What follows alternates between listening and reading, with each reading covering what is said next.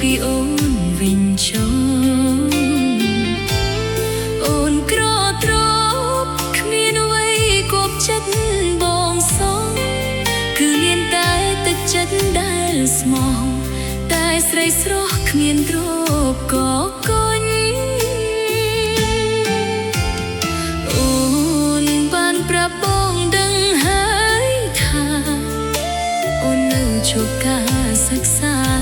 ក្តីស្នេហាដេកនាមរស្មី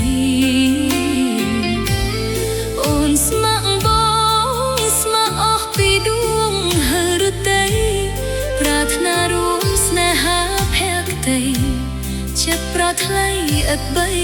រារែ